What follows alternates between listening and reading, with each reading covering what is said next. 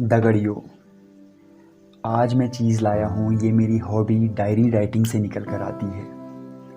जीवन के अनुभवों को जब हम पेन डाउन करते हैं, उन्हें कागज़ के पन्नों में उकेरते हैं, तो कुछ लाजवाब से अनुभव हमें होते हैं। तो यह वाक़या है 10 अक्टूबर 2018 का, when I was there at the Nainital and I was missing my hometown, I was missing my village, my home, my family। और वो सब चीज़ें जो 90s के किड्स को काफ़ी हद तक मिस होती हैं। तो उस दौरान मैंने कुछ पंक्तियाँ लिखी और इसे कविता के रूप में संयोजित किया। इस कविता का नाम है फिर अचानक हम समझदार हो गए।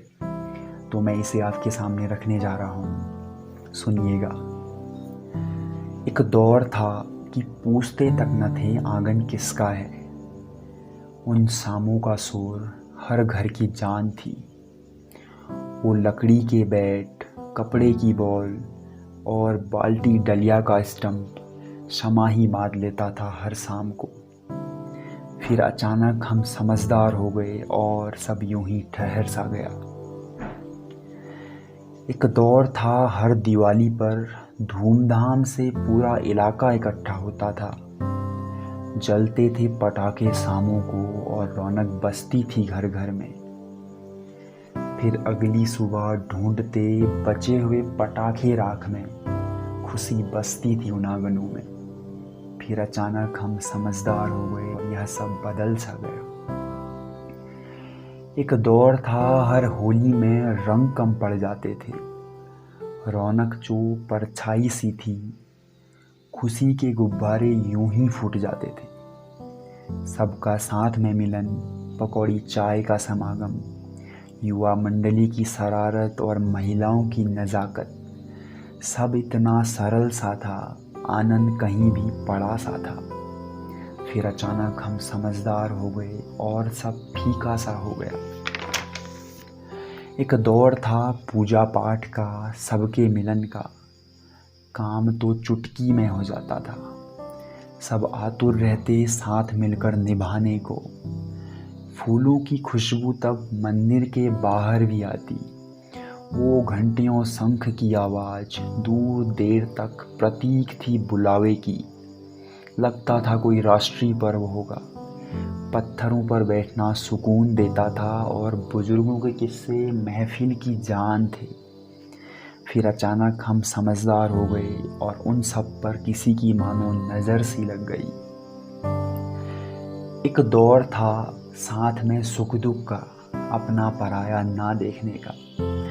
किसी की भी बारात में गेट और पताके सजाने का और नाचने गाने का।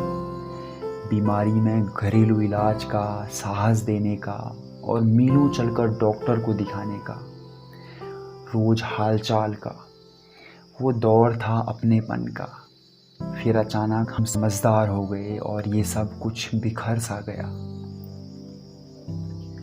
उस एक दौर में चिंताएं अड़चने तो पनपी भी न थी, सब दिल खोल कर था। पहाड़ चढ़ना तो मानो बाएं हाथ का खेल था। जंगल के पेड़ या खेत की घास हम कुछ भी ले आते थे, क्योंकि तब शायद ज़रूरतें कम, दिल बड़ा और शांति ज़्यादा थी। फिर अचानक हम समझदार हो गए और यह सब पूरी तरह उलट सा गया। धन्यवाद। तो बताइएगा कि ये कविता 90s के किड्स को पर्टिकुलरली उनके बचपन और उन दौरों से जोड़ने का काम करेगी। तो आप मुझे नीचे कमेंट बॉक्स में बताइएगा कि ये कविता कैसी थी और क्या इसके किसी पॉइंट ने आपको टच किया। शायद कुछ इसमें इंपॉर्टेंट पॉइंट्स हैं जो ज़रूर टच करेंगे, मुझे तो पर्टिकुलरली टच करते हैं। जैसे दीपावली की अगली सुबह ढूंढते बचे हुए पटाखे राख में।